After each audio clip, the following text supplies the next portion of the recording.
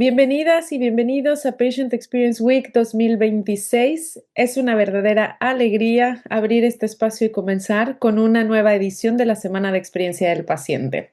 Un encuentro que desde Happy Clinic Ideas hemos venido construyendo con la convicción de transformar la salud, que requiere algo más que innovación, procesos o tecnología. Requiere escuchar profundamente cómo las personas estamos viviendo el cuidado.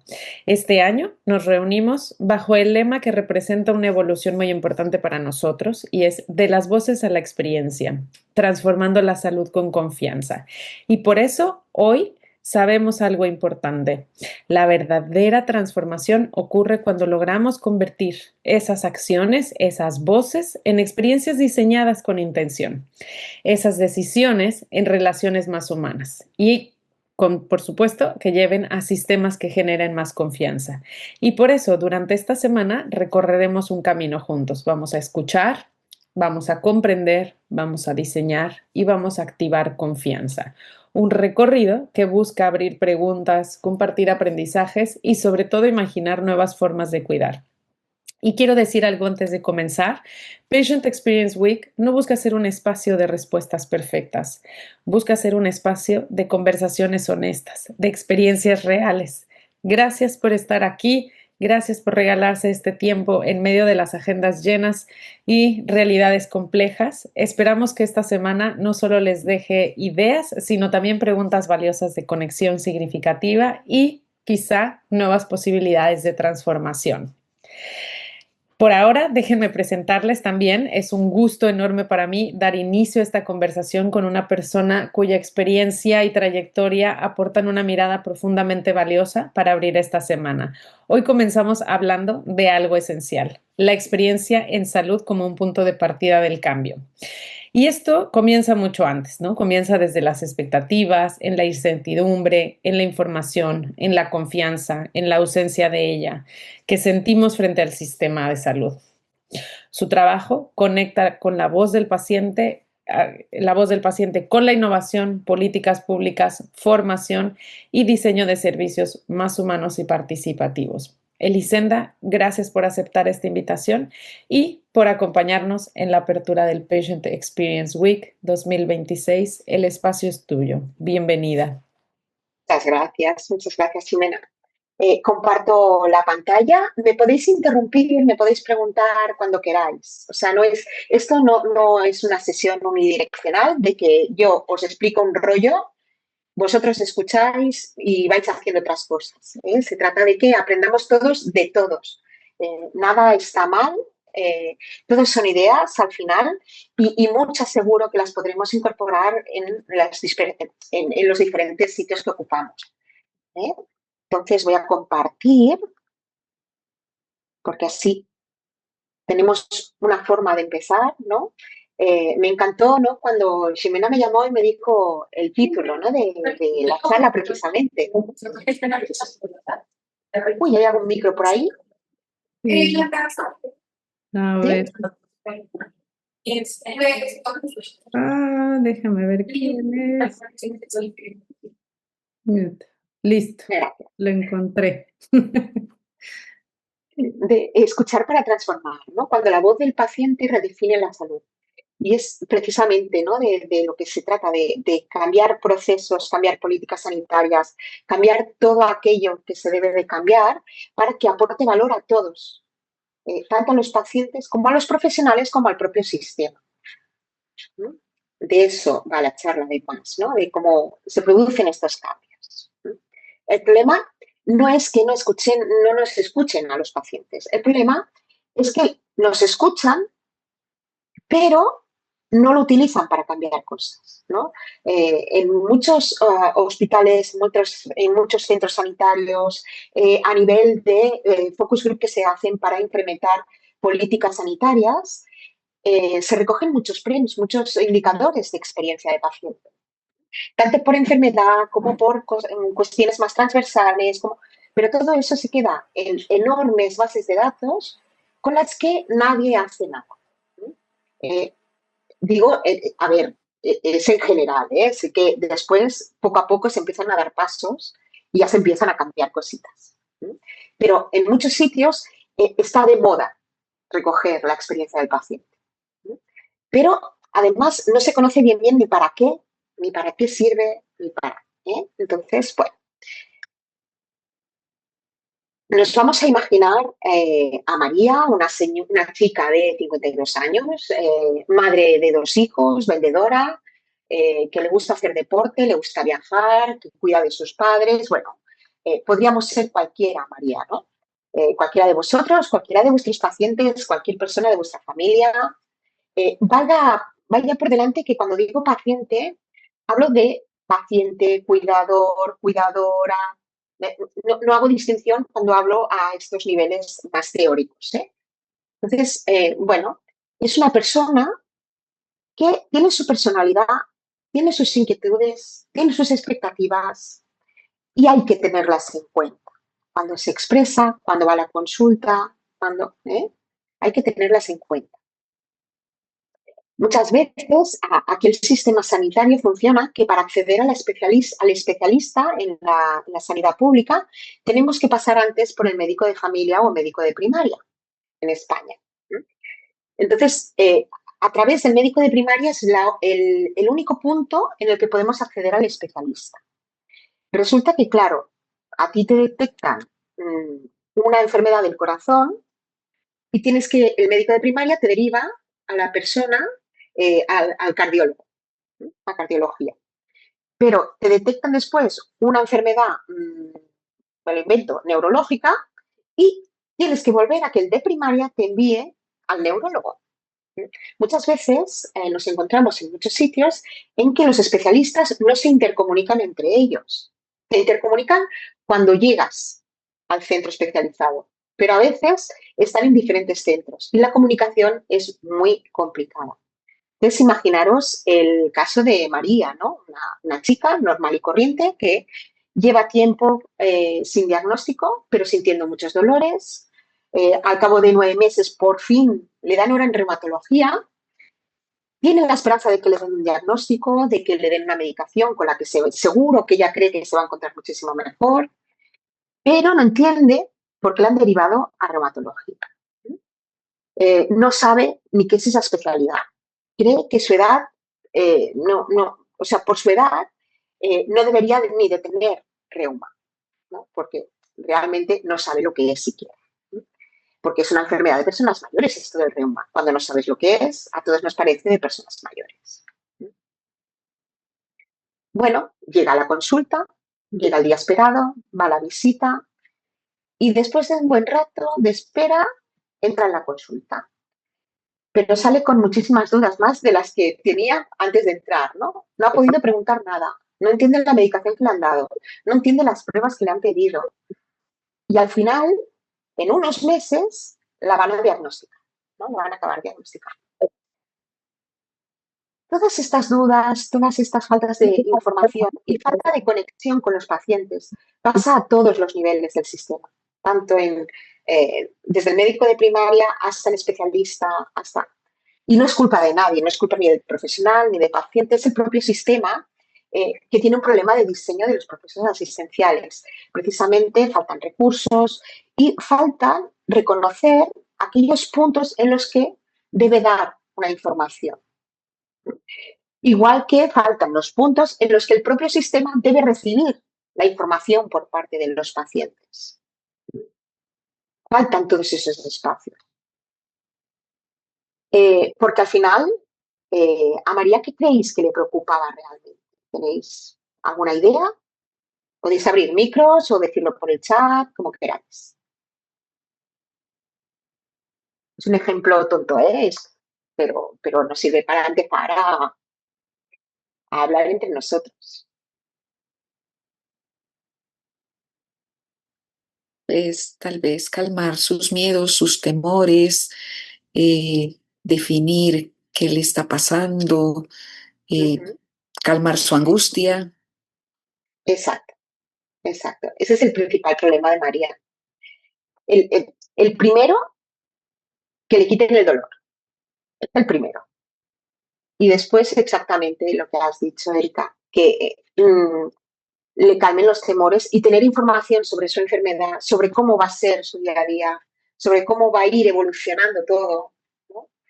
Y el por qué, ¿no? El por qué y el para qué le piden tantas pruebas y tantas cosas y de qué van a ser. Que simplemente muchas veces es explicarlo o dar un folletito informativo o una web. Hoy en día, ¿no? Tenemos webs en las que se explican las enfermedades, webs serias en las que se explican enfermedades, se tiene mucho contenido, se tiene, ¿no? Porque si no, María seguramente lo que va a hacer es ir a Google, ¿no? Y lo que va a encontrar es lo más fatídico del mundo mundial. Y todavía se va a poner peor, evidentemente.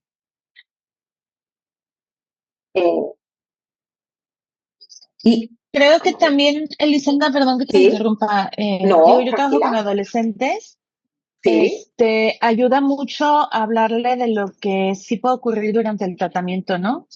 Tengo pacientitos con artritis reumatoide juvenil, con este tipo de diagnóstico, y de repente ellos se preguntan mucho por qué a pesar del medicamento amanecen con dolor o durante los días hay dolor. Entonces de repente como que explicarles que el medicamento también o el tratamiento puede disminuir alguno de los síntomas, les ayuda a entender un poquito, saber que el dolor en ocasiones va a permanecer o que va a continuar, como la expectativa real del tratamiento, ¿no? exacto. Sí, mira, lo llevaba justo en la siguiente diapositiva. Precisamente cuando te diagnostican una enfermedad, claro, eres tú y tus circunstancias, todos los ámbitos que te rodean como persona, ¿no? Desde la familia hasta toda la parte de ocio, toda la parte laboral, la parte de estudios, depende de la edad, ¿no? Y en qué etapa vital estés. Entonces necesitas hacer un cambio. O sea, solo con la medicación en enfermedades crónicas no se soluciona el problema generalmente. Generalmente lo que se necesita es una adaptación y un cambio. Adquirir hábitos saludables, empezar a hacer ejercicio a lo mejor si nunca lo has hecho o hacías menos del que debías, empezar a tener las horas de sueño correspondientes, ¿no?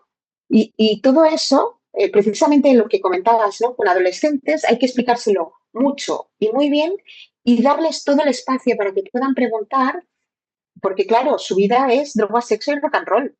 Bueno, hoy en día ya rock and roll no, ¿no? Pero que todos hemos sido adolescentes. Y precisamente eso, seguramente a sus padres no se lo van a explicar. Pero seguramente si haces grupos de trabajo con adolescentes o en asociaciones de pacientes, sí que tendrán ese espacio para poder trabajar estos temas. Y al final se necesita una transformación, ¿no? Acabas transformando tu día a día para poder convivir con la enfermedad. Porque al principio, cuando te diagnostican, cuando estás con todos los miedos, cuando te los empiezas a quitar, pero aún estás ahí, eh, la enfermedad es el centro de tu vida. Todo lo haces en función de la enfermedad que tienes. Por ejemplo, en enfermedades como son las reumatológicas, ¿no? Como la mayoría funcionan a brotes, entonces, ¿qué haces? ¿No planificas vacaciones? Porque claro, ¿y si tienes un brote? No planificas, dejas de salir con los amigos, porque claro, ya los has dejado 3 veces tirados porque no podías ir, porque te encontrabas mal cuando te has levantado y has tenido que decirles que no ibas. Dejas de ir de excursión, dejas de hacer muchas cosas. Entonces, de lo que se trata es de cambiar y transformar todo dentro de ti al final, porque eres tú quien se acaba transformando, ¿no? Para que la enfermedad te acompañe, pero que deje de ser el centro de tu vida.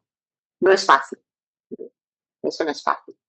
Pero al final tiene que acabar siendo así, porque si no al final es un sin vivir, ¿no? Porque acabas no haciendo nada eh, por sí, ¿no? Por si tienes el brote, por si te encuentras mal o porque estás peor que la gente que te rodea, ¿no? Entonces, no utilizas adaptaciones técnicas como bastones o como muletas o como silla de ruedas porque, claro, ¿qué van a decir? ¿No?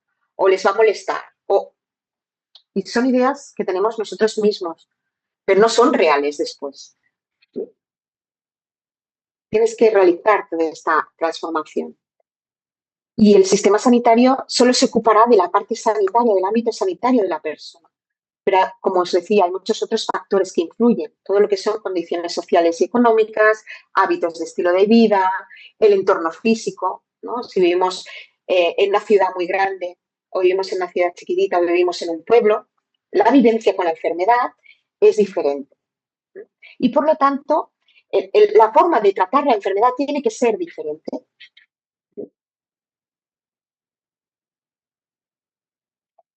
Y al final se dice, ¿no?, que la persona tiene que acabar empoderándose, ¿no?, de la enfermedad. ¿Y esto qué significa, no? Significa, pues, que tenga información para entender qué le pasa y qué opciones tiene, sentirse capaz de gestionar el día a día, saber si tiene que salir corriendo a urgencias o lo que le pasa es normal, por ejemplo, ¿no? Si tener un poquito de fiebre durante 2 días es normal porque lo provoca la medicación que lleva o no, o tiene que ir a urgencias. Y después también se tiene que participar en todo el proceso y toma de decisiones, ¿no? Que por eso también estamos muchas veces aquí y hablando de cómo nos comunicamos mejor, ¿no? Porque necesitamos tomar decisiones y tiene que ser la propia persona la que tome estas decisiones. Eso mejora la adherencia, está completamente probado, y la persona acabará encontrándose mejor si toma sus propias decisiones. Nos encontramos, por ejemplo, que si es una persona a la que se le han recetado diuréticos y trabaja por las mañanas de 7 a 3, esto le va a provocar problemas en el trabajo y seguramente deje de tomar los diuréticos, según el tipo de trabajo que tenga, si es de cara al público, por ejemplo, ¿no? En cambio, para otra persona no le pasará nada. Por eso es importante empoderar a la persona que tenemos delante, ¿no?, o ayudarla a que se empodere. El sistema ha cambiado, ¿eh? O sea, esta conversación hace unos años hubiese sido imposible. Eh, Actualmente, antes el paciente no tenía información. Ibas a buscarla a la sociedad científica si podías, se la preguntabas al médico o habían pocos sitios donde encontrarla, ¿no? Hoy ya se busca en redes sociales, en internet, incluso la inteligencia artificial a veces hace hasta diagnósticos, ¿no? Que, bueno, eh, y a veces también se dispone de exceso de información. Y eso también hay que trabajarlo con las personas. La infoxicación que llamamos, ¿no? Hay que trabajarla también con los pacientes, porque hay que ayudarles a que distingan el grano de la paja. No toda la información que hay en Internet o en redes sociales o que proporciona la IA es buena y es de calidad. Una solución que yo siempre veo que es sencilla es dar un listado de webs o de sitios o de incluso de personas que están en redes, pero que son legales y tienen información coherente. Tan fácil como eso, para que les sigan y para que... Y entonces eso elimina mucho sesgo de las personas, ¿no? Y muchos miedos a veces, porque vamos a Google o a Internet porque no tenemos respuesta de aquello que necesitamos, ¿no? Y a veces también la relación que se establece a veces es de pérdida de confianza, ¿no? Sobre todo cuando nos vienen con una hoja de es que me he imprimido esto, ¿no? Porque lo he encontrado en internet y lo dice no sé quién. Bueno, hay que saber entomarlo también, ¿no? Y decirles, no, mira, pero es que esta persona es fulanito o lo que sea, ¿no? O esa información es errónea por esto. O siempre crear ese vínculo de confianza necesario para establecer la comunicación. Yo cuando doy clases a pacientes, siempre les digo, con tu médico no hace falta que te vayas de copas, ¿no? O al cine, pero tiene que haber una confianza, tiene que haber una credibilidad y tienes que estar y sentirte seguro de lo que esa persona te dice es correcto. Entonces, claro, la relación paternalista con muchas personas, perdón, no funciona, ¿no? Es que a veces traduzco del catalán, ¿no? Disculpadme. Y después, bueno, tenemos el paciente pasivo que antiguamente no se metía en nada, ¿no? Que se reactiva, ¿no? Y quiere saber y quiere conocer también.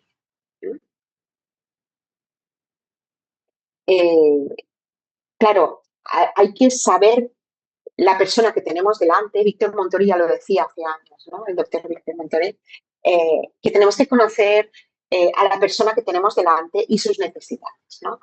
Tenemos que poder presentarle las alternativas, valorar la incertidumbre, las consecuencias de lo que le estamos diciendo, explicárselas bien explicadas para que las entienda, conocer sus valores personales, ¿no? Y toda la complejidad del sistema. No es fácil, ¿no? Porque al final hay que decidir en equipo. Al final el profesional y los pacientes son un pack, ¿no? Porque los dos tenemos el mismo objetivo, que es mejorar nuestra calidad de vida. No os lo he dicho, yo tengo una enfermedad hace más de 30 años diagnosticada, crónica, una enfermedad reumatológica, por eso conozco tanto la parte reumatológica. Y por eso puse este ejemplo también, ¿no? Porque me sirve por si tenéis preguntas un poco más profundas, poderlas contestar. Al final, el profesional lo que nos aporta es la evidencia y todas las opciones de tratamiento que puedan haber o soluciones que puedan haber o mil cosas, ¿no? Y el paciente lo que aportamos son nuestros valores, nuestras preferencias y nuestro contexto.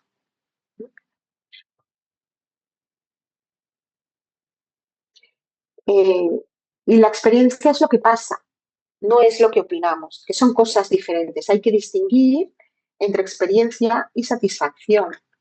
La experiencia mide qué pasó realmente en ese momento, ¿no? Se focaliza en acciones muy concretas. Permite saber qué pasó en momentos concretos. ¿Qué le pasó a María antes de entrar a la visita, durante la visita y al salir de la visita? Mide qué es lo que realmente le importa al paciente. Y los resultados lo que nos ayudan es a identificar áreas de mejora. Pero claro, hay que hacer algo con ellos, no solo recogerlos, lo que os decía al principio, ¿no? Y después permiten comparaciones, permiten todo el tema de benchmarking, ¿no? La satisfacción, en cambio, siempre tiene un elemento de subjetividad, ¿no? Implica juicios de valor, porque a lo mejor yo me levanto ese día, voy al hospital, tengo un mal día y mi nota de insatisfacción es negativa, ¿no? ¿Por qué? Porque tenía mal día, es muy subjetiva, ¿no? También depende de las expectativas y de las preferencias personales de la persona. Y a menudo es poco específico, ¿no? Porque no refleja la complejidad de todo el proceso asistencial ni identifica exactamente qué es lo que pasó. Un paciente puede estar satisfecho con el trato y aún así no haber entendido nada, ¿no? Yo siempre explico, mi tía abuela iba al médico y antes se iba a la peluquería porque iba a ver al señor doctor, ¿no? Y llegaba al médico y después cuando salía le decías, tía, ¿qué te ha dicho? Ah, no sé, que siga igual, ¿no? Y ella estaba muy contenta con su médico, pero no había entendido absolutamente nada, ¿no? Y os hablo que no era muy mayor, ¿eh? Que cognitivamente estaba bien, pero bueno, no le permitía entender nada cuando entraba a la visita, ¿no? Esos tiempos han quedado bastante atrás, pero todavía se dan casos, ¿eh? Se dan muchos casos, sobre todo cuando vas con miedos. El miedo no te permite escuchar. Entonces, lo primero que hay que hacer cuando entra una persona con miedo en la consulta es bajar, ¿no? Bajar ese miedo y que la persona pueda expresar, ¿no? Pueda expresar lo que le está pasando por la cabeza. Claro, porque cuando empiezas a tener un síntoma nuevo, ¿no? Todo tu ser grita socorro, ¿no? Ay, madre, ¿qué será eso? ¿No? Entonces, y después resulta que a lo mejor es una consecuencia normal de la enfermedad que ya llevas conviviendo con ella durante no sé cuánto tiempo y que no tiene más problema, ¿no? Que son unos días y ya está. Pero, ¿no? Siempre es, bueno, ir sumando, ir sumando, ir sumando.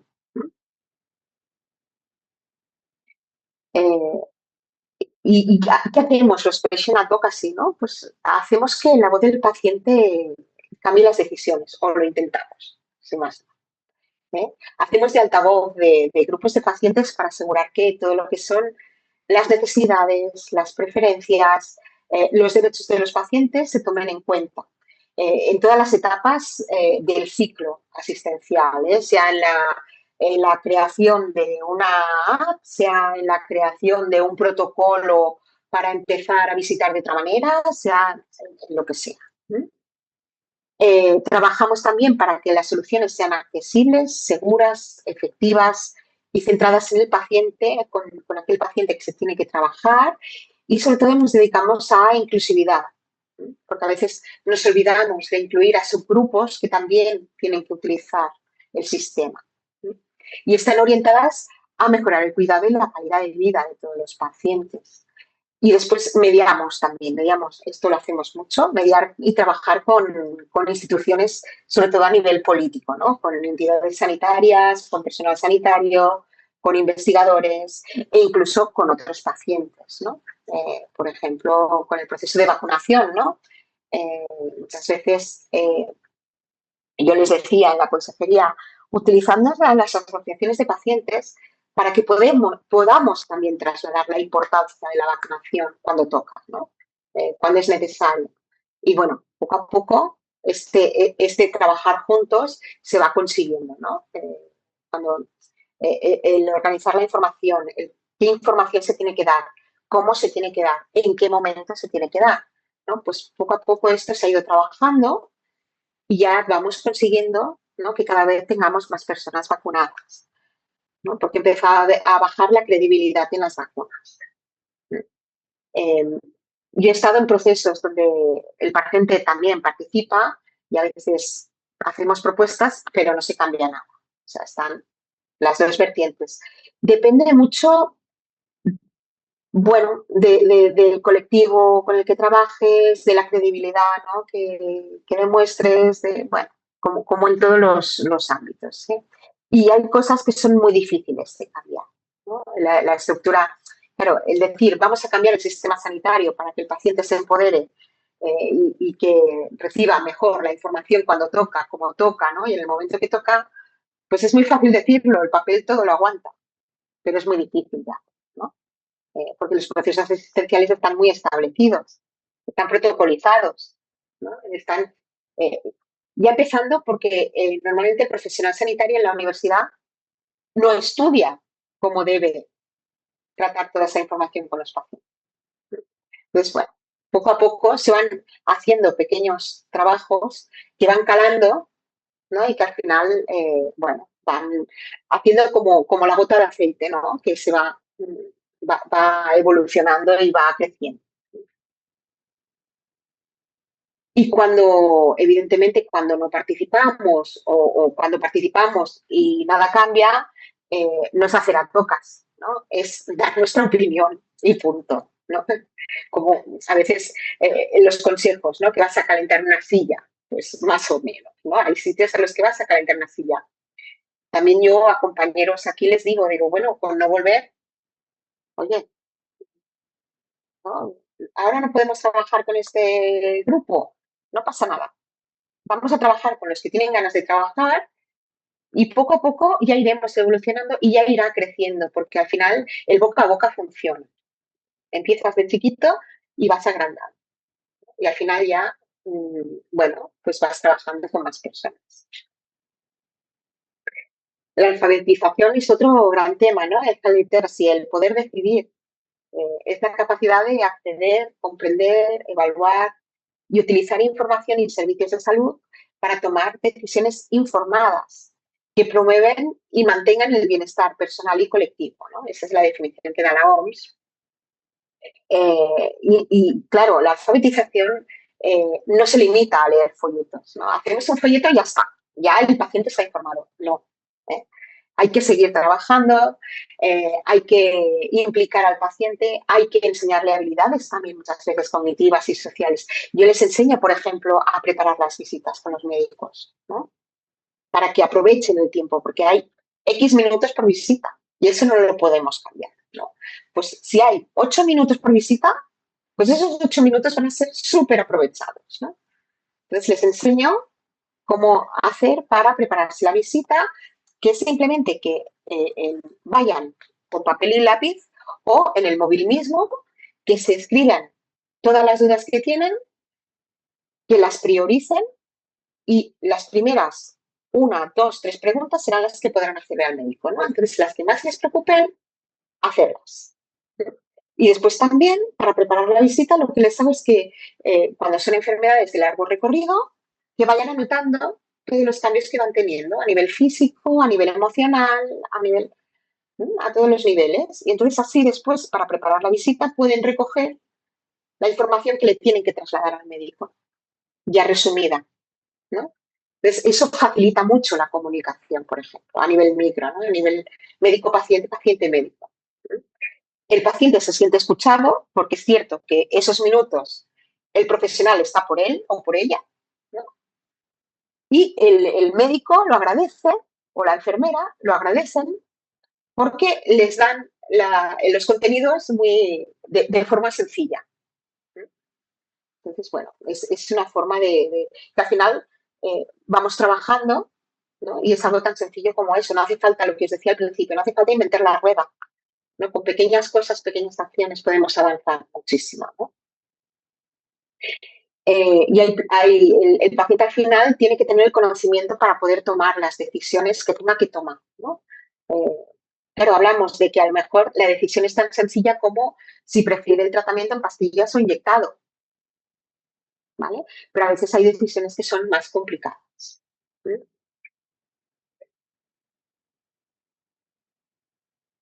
Y claro, no podemos hablar de participación si no hay comprensión, ¿no? Si el paciente no entiende lo que le estás diciendo y el médico no entiende lo que le está diciendo al paciente, ¿no? Porque al final, como pacientes, interactuamos con el sistema muy poquito tiempo. El resto del tiempo estamos solos. Tenemos que poder cuidarnos, ¿no? Y ese es el aprendizaje que tenemos que sacar de las visitas de 8 minutos, ¿no? Que tenemos. Por lo tanto, el sistema es un poco perverso en este sentido, ¿no? Al final, se habla mucho de que literacy, pero si no entendemos para poder decidir, todo lo que hagamos no sirve para nada, ¿no? Y no se está participando, por supuesto, ni en nuestra salud y, por supuesto, no se puede participar en la colectiva. Porque no lo he dicho antes, pero para participar en la parte colectiva necesitas conocer muy bien, ¿no? Cuál ha sido tu proceso a nivel más personal, ¿no? Empiezas conociéndote tú, encontrándote mejor tú, ¿no? Lo que os decía de transformándote, ¿no? Para encontrarte bien, poder seguir con tu día a día y que la enfermedad no sea el centro de tu vida. Entonces, a partir de ahí ya puedes dar un pasito más y decir, voy a ayudar al colectivo, voy a ayudar al resto de personas que tienen lo mismo que yo y voy a ayudarlas, ¿no? Pues haciendo grupos de ayuda mutua o en la asociación haciendo voluntariados determinados, atendiéndoles, cogiendo el teléfono, etcétera, etcétera, ¿no? Y cuando ya estás, ¿no?, conociendo al colectivo y ya lo conoces más en profundidad, ya puedes empezar, ¿no?, a representarlo fuera de la asociación, ¿no? Y ya después vas estudiando, vas aprendiendo más cosas, porque por supuesto la formación es esencial, y ya puedes trabajar de advocacy, ¿no?, o hacer advocacy. Pero no es del día a la mañana que dices, voy a hacer advocacy. No, lleva su tiempo y su recorrido. Y como paciente también, porque al final hablamos de entender las experiencias, ¿no?, de poderlas recoger, de poderlas cuantificar, y tanto de forma cuantitativa como cualitativa, para poder transmitirlas después. Y eso requiere de una metodología que se aprende. Esto del resto del tiempo que os decía, ¿no?, de saber cuidarnos solos, por ejemplo, se ha trabajado, ¿no?, aquí en España a nivel estatal, no sé si lo sabéis, pero a determinada edad nos podemos jubilar. Jubilarnos quiere decir que empezamos a recibir una paga del Estado. Entonces, determinadas patologías que acortan la vida, la esperanza de vida, por la propia patología, lo que se ha estado trabajando a nivel estatal por advocacy es que estas personas puedan jubilarse antes, ¿no?, y puedan disfrutar también de su jubilación igual que el resto, pero a más temprana edad y sin recortar la pensión, porque tú te podías jubilar, claro, a los 50 si tenías los años cotizados, pero claro, cobrabas muchísimo menos, ¿no? Pues se ha logrado, por ejemplo, trabajar esta parte, ¿no? De que dices, no, es que esta persona tiene esta enfermedad con estas consecuencias, con esta discapacidad, es candidato a una jubilación anticipada, pero del 100%, ¿no? Entonces, bueno, por ejemplo, esto se ha trabajado a nivel estatal y se ha conseguido y está la ley ya publicada. Por lo tanto, trabajamos a muchos niveles los pacientes. A nivel micro, ¿no? Que es lo más chiquitito, es vinculado sobre todo a la salud individual, es la relación profesional-paciente, y después a nivel meso, que es, y nivel macro, que es más de colectividad, y vinculada a la mejora operativa de los servicios en los centros de salud, en las comunidades o en las ciudades, a nivel meso, y a nivel macro es vinculada a toda la definición de políticas sanitarias y estrategias sanitarias aquí le llamamos el Ministerio, ¿no? El Ministerio de Sanidad, que después hay en España 17 provincias y tenemos 17 consejerías de sanidad, una por provincia, que dependen del ministerio, pero al final son las que aterrizan las políticas. Entonces es un sistema sanitario muy complejo en España. Y tanto a nivel macro como a nivel meso, muchas veces existen espacios de participación, bien sean puntuales por cuestiones puntuales, ¿no? Cómo establecer el tiempo, ¿no? Que nos vamos reuniendo periódicamente, ¿no? Dependiendo de que sea ese espacio. Y poco a poco se va instaurando una metodología también. Si me paso de tiempo, me dices, Ximena, que yo hablo mucho. Son son 20 para la hora, así que, bueno, para dejar espacio a la conversación, a preguntas. Claro. Sí, por supuesto, por supuesto. Bueno, aquí os traía diferentes experiencias, ¿no? que he vivido, ¿no? A nivel micro en el center del Hospital de San Pau, ¿no? Nos dedicamos a revisar soluciones digitales. Y una de las preguntas que solemos hacernos es si realmente el aparato o la app o lo que se nos traen sirve para algo, mejora la calidad de vida o solo sirve para recoger datos. El valor no es el mismo, muchas veces, de la tecnología. El valor no es el mismo que aporta a los pacientes que el valor que se aporta al sistema o que el valor que se aporta al hospital. Difiere normalmente. Cada uno tiene sus intereses, ¿no? Y al final tenemos que llegar a un entendimiento. Por ejemplo, a veces me encuentro, ¿no? con que no se han tenido en cuenta las necesidades del paciente. Me encontré una app para gente con baja visión y resulta que no tenía voz y ya estaba muy desarrollada. Y lo que es peor, había pasado todos los permisos europeos. Es que se me escapa la risa cada vez que lo explico, pero es que no tiene ningún sentido, ¿no? Tanta metodología y tanto desarrollo y al final cometemos este tipo de errores. Pues sí, este tipo de errores pasan y seguirán pasando, yo creo. Igual que me encontré también que estaban, yo soy de las pocas que yo de origen soy informática, soy ingeniera informática, y entonces me encontré que llegaron a mí para evaluar 3 apps de diferentes centros sanitarios sobre la misma enfermedad. Entonces, como tienes contratos de confidencialidad, con cada evaluación no puedes decirles, oye, que en tal sitio están haciendo lo mismo, que también es bastante absurdo, porque al final todo se está haciendo con dinero público, que aquí estaba el problema. Entonces, bueno, al final se resolvió, pero claro, no podemos trabajar con cada idea sin hablar con nadie de lo que se nos ha ocurrido. Tenemos que ponernos de acuerdo y al final yo creo que juntos llegamos más lejos, ¿no? Por separado iremos más rápidos, pero juntos iremos más lejos, ¿no? Y muchas veces sí que vemos cosas que funcionan perfectamente, pero que a veces el paciente no las va a usar o no las utiliza. Al revés, nos vienen con implementaciones que nos dicen, es que no entendemos por qué el paciente no lo usa. Por ejemplo, nos encontramos con una app bonita, muy bonita era, una app para el móvil, pero es que solo sonaba la alarma cuando tomabas la medicación. Claro, los pacientes no utilizaban esa app. ¿Por qué? Porque la mayoría de pacientes no queremos que nos recuerden cuando estamos enfermos. Lo dice toda la evidencia que hay. Y después, si solo suena una alarma, yo me pongo la alarma del teléfono. No necesito más alarmas para tomarme una pastilla o ponerme una inyección o lo que tenga que hacer. O sea, y, y- y la mayoría de cosas que fallan o que los pacientes no son adherentes a esa tecnología, por ejemplo, es porque no se les ha preguntado si lo necesitaban. Entonces, si no cubre ninguna necesidad, no se va a utilizar, ¿no? En el Hospital Valle de Hebrón, por ejemplo, trabajamos todo el tema de participación. Pusimos en marcha un comité estratégico de participación para el hospital.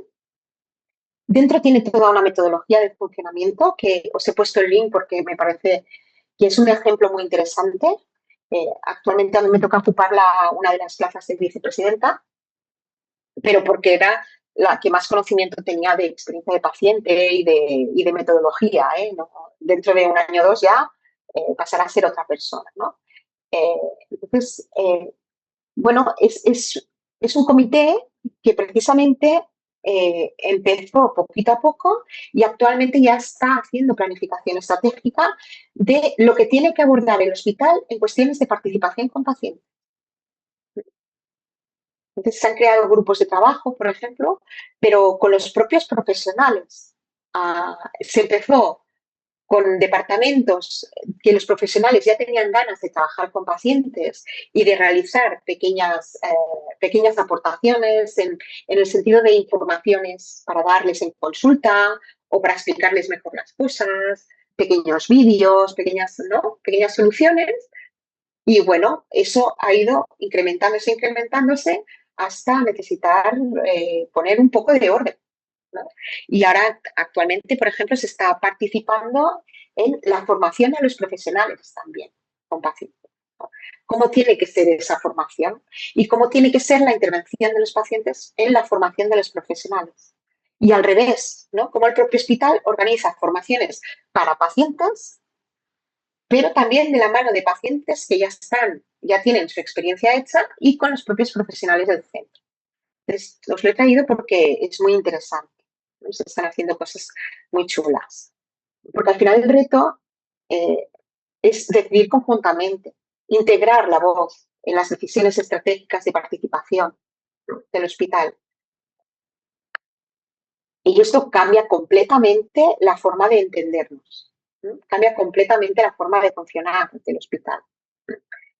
Incluso se están planteando cambiar algunos procesos asistenciales, para que sea más sencillo para el paciente también. Y os he traído también el observatorio de Clinic, ¿no? Desde el que hacemos innovación tecnológica muchas veces del Hospital Clinic. Estamos publicando una herramienta, bueno, la publicamos el año pasado, se llama Pulsotec, en la que la participación, lo que hicimos fue mirar cómo debía ser la participación de los pacientes en evaluación de tecnología sanitaria, porque no había nada publicado. Todo se hacía como buenamente se podía. Los pacientes teníamos que participar. Entonces, mandaban lo que fuese a una asociación de pacientes y han participado los pacientes. Les daba lo mismo lo que dijesen, lo que no dijesen, si aportaban, no se aportaban. Habían mandado el mail. Entonces ya se consideraba que el paciente había participado, ¿no? Entonces dijimos, no, esto no puede ser de esta forma, ¿no? A nivel europeo menos. Entonces empezamos a trabajar toda esta parte, ¿no?, de cómo podíamos incorporar en esta evaluación realmente las necesidades de los pacientes. Y bueno, y muchas otras cosas. Por ejemplo, aquí os he dejado también, ¿no?, la escalera de participación, ¿no?, de que a veces se considera que informar no es participar, pero si no tengo la información, seguro que no participaré, ¿no? Eso es segurísimo. Recordad que además los pacientes crónicos muchas veces en la parte de consulta, ¿no? La parte amarilla de encuestas y entrevistas, se les pasan muchas encuestas. Existe lo que llamamos fatiga de la encuesta. Los pacientes estamos hartos de contestar encuestas y al final la persona acaba contestando tonterías. Hay que tenerlo en cuenta también. Por eso os lo he puesto, básicamente, ¿eh? Porque la escalera de participación, bueno, está súper estudiada y supongo que la conocéis. Y el máximo de la participación, ¿no? Es el poder crear juntos las cosas, ¿no? Sea lo que sea la información, el folleto informativo o sea el proceso que tiene que seguir el paciente cuando va a donde sea. Aquí os he puesto un esquema, ¿no? Bueno, lo que es un paciente, ¿no? Porque al final hay diferentes tipos de pacientes y tenemos que ser conscientes de ello. Entonces, todo depende de la experiencia con la enfermedad o de la información técnica que tenga la persona, etcétera, etcétera, ¿no? No es lo mismo un paciente naïf, ¿no? Que llamamos nosotros, que no tiene casi experiencia de convivir con la enfermedad, como podía ser María al inicio de la enfermedad, ¿no? Que no tenía conocimientos técnicos y que no sabía más. Entonces, con estos pacientes podremos trabajar una serie de cosas, pero no podremos hacer una evaluación de un fármaco, por ejemplo. Tenemos el paciente experto también, que tiene mucho conocimiento sobre su propia enfermedad y su proceso, pero ya está, no tiene conocimientos técnicos. Entonces, cuando queramos profundizar, por ejemplo, en el proceso asistencial, pues sí que un paciente experto nos puede dar muchísima información de cómo está viviendo, ¿no? El proceso asistencial.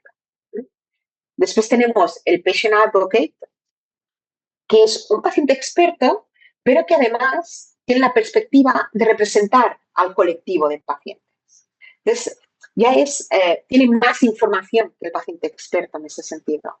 Entonces, en política sanitaria, por ejemplo, cuando se tiene que hacer un plan de salud de atención en general, ¿no? a tal enfermedad, pues contar con un advocate es una opción muy válida. Aunque luego hagas un focus group con pacientes expertos o con pacientes naïves, además. Pero el paciente experto, el advocate tendrá la capacidad de ver al sistema. Y el advocate expert ya posee también, además, conocimientos técnicos y específicos. Entonces ya conoce incluso hasta metodologías, incluso puede preparar, ¿no? La participación del resto de pacientes. Y qué metodologías utilizar en cada caso y con cada uno. Esa es la diferencia entre los diferentes tipos de pacientes. Después hay muchos más descritos en literatura. Tenemos a pacientes, a los cuidadores, por supuesto. Después tenemos a pacientes que además son sanitarios, ¿no?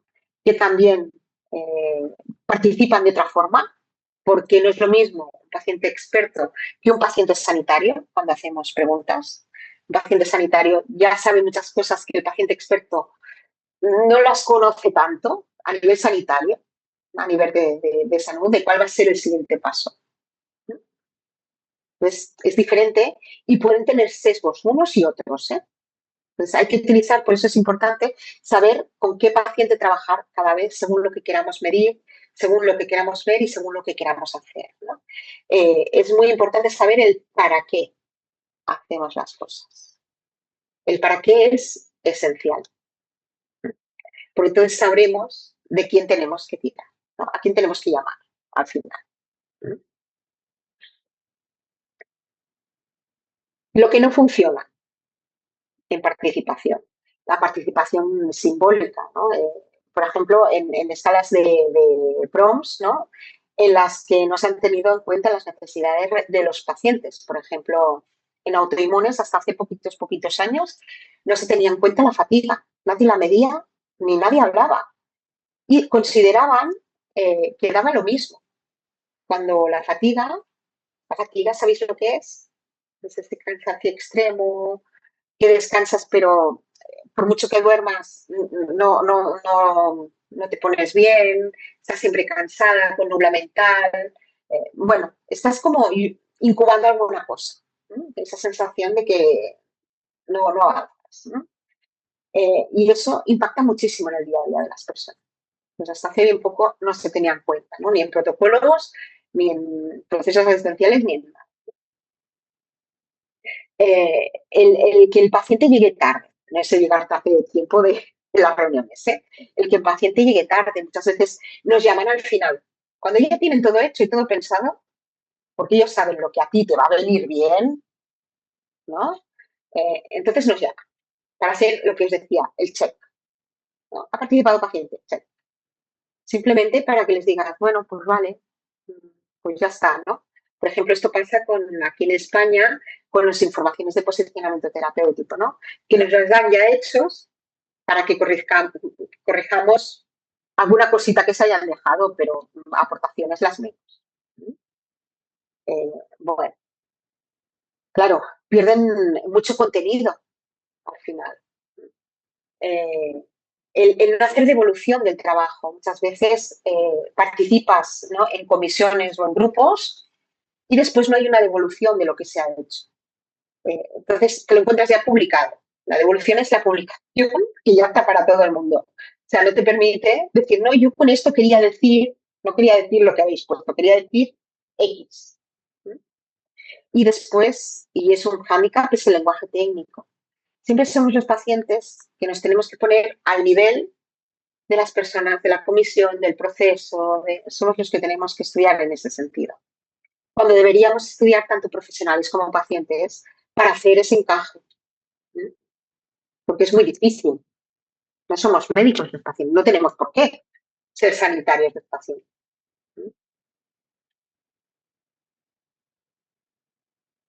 Y las barreras son estas, ¿no? La falta de conocimiento y de formación, las limitaciones de recursos también, ¿no? Muchas veces hay limitaciones de tiempo, de espacio, ¿no?, interrupciones. Bueno, eso también es una barrera para la participación. Pero el tema de la brecha digital, ¿no? La alfabetización digital, bueno, puede provocar que muchas personas se queden atrás, tanto profesionales como pacientes, ¿no? Y habrá que trabajarlo de alguna manera. Todas las estructuras de participación insuficientes, ¿no? Las cuestiones de privacidad muy importantes, ¿no?, sobre todo con temas sanitarios, están súper protegidos, pero a veces están tan protegidos que no podemos trabajar, ¿no? Y a veces no, a veces es al revés. Con otras cuestiones te encuentras que la cuestión de privacidad, bueno, va como va, ¿no? Importantísimo conocer el objetivo de la participación que va a hacer la persona. A veces se le pide que participe, pero no se le explica ni qué ni para qué, ¿no? Lo que os decía antes del para. Súper importante para que esa persona o se lo prepare, ¿eh?, o vaya con la mejor de las actitudes, que vaya sin miedos para atreverse a hablar, ¿no?, que se sienta acompañada para poder decir lo que necesite. Es súper importante, ¿no? Igual que las actitudes, ¿no? Las actitudes que no ayudan, el paternalismo, la baja capacidad de escucha, todo esto no ayuda, ¿no? Entonces, cuando yo siempre explico, ¿no? La primera vez que me encontré en una comisión de medicamentos, claro, yo conocía al resto de personas que iban porque yo consideraba que eran personas además que sabían un montón. Entonces, mi primera reacción fue, ¿y yo aquí qué pinto? ¿Qué hago aquí? Si ellos son súper sabios. Pero claro, ellos no eran conscientes que a lo mejor hacía falta poner un medicamento en una línea de prescripción más adelantada porque era más fácil de tomar para la gente que tenía problemas de deglución. Es que no caen en eso. O sea, que a veces, ¿no?, cuando hago grupos y tal, les digo, a ver, que no es por maldad que no hacen las cosas o que las hacen mal, es que no saben, no caen en cosas que nosotros sí caemos porque las hemos vivido. Y eso es lo que les tenemos que explicar. Los tiempos, muy importante, ¿no? Los tiempos de respuesta muchas veces nos mandan evaluaciones o nos mandan cuestiones para revisar y resulta que nos dan 2 días para revisarlas. No cuentan que también tenemos vida igual que ellos. Entonces, todo eso también hay que ir con cuidado, ¿no? Toda la parte psicológica, ¿no?, de los miedos, del voluntariado. El voluntariado también es importante. Cuando cuentas con personas voluntarias no es lo mismo que cuando cuentas con profesionales que están cobrando el sueldo. Es diferente. Esto no sirve para participar. Lo que sí funciona, el diseñar desde el inicio los roles súper claros, las decisiones compartidas y el hacer devoluciones, el establecer una comunicación. Pues acabó la charla con los compromisos que yo creo esenciales, ¿no? Porque además son los que realmente cambian las cosas, ¿no? Creer que mejorar la experiencia no es solo mejorar la comunicación, ¿no? Es rediseñar el sistema para todos y a nivel a todos los niveles. Al final hay que diseñar con pacientes, no para pacientes, ¿no? Que el concepto ya es diferente. Y la participación tiene que ser con poder siempre, ¿no? No solamente simbólica, no solamente para que hagan el check de que ha participado el paciente, ¿no? Y las estructuras que tienen que poder sostener la participación. No puede ser que siempre seamos voluntarios. Tendrán que empezar a haber estructuras profesionalizadas, que todavía estamos en ello, en España también. O sea, las cuestiones, todas estas cuestiones van poquito a poco. Lo que pasa es que algunas personas estamos más adelantadas. Pero es por nuestra inquietud.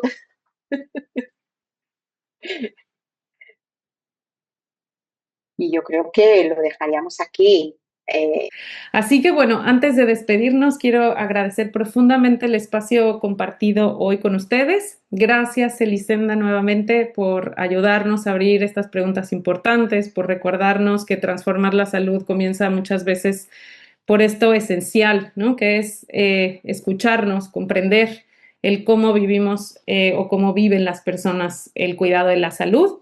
Les recuerdo que mañana tenemos un formato un poco diferente, que hubo este cambio. En lugar de una charla tradicional, mañana abriremos un espacio que se llama, bueno, tipo Health Café, que va a ser un encuentro pues cercano, de más conversación para quienes quieran compartir proyectos, retos, preguntas, ideas relacionadas en experiencia, innovación. Muchas veces en estos espacios y en las ediciones anteriores han quedado muchas preguntas, han quedado justo estos momentos pendientes de cómo ustedes hacia los que estamos acá o hacia esta apertura pueden resolver todos estos temas, ¿no? Así que pues lo estaremos diciendo esta semana, que no se trata de tener respuestas perfectas, sino se trata de que juntos pensemos, de construir en comunidad, de abrir espacio a todo eso que nos falta, que no cabe en una sola conferencia. Así que, pues si estás trabajando en algún proyecto, enfrentando algún reto en tu organización o simplemente tienes preguntas sobre la experiencia del paciente, te esperamos mañana. Y porque quizá la transformación de la salud pues empieza con personas que se atreven a conversar de manera diferente. Muchísimas gracias a todos por acompañarnos el día de hoy. Nos vemos mañana nuevamente y bueno, me ha dado muchísimo gusto ver a caras conocidas. Gracias, Elisenda. Gracias por el tiempo compartido hoy. Muchísimas gracias a vosotros. Hasta mañana.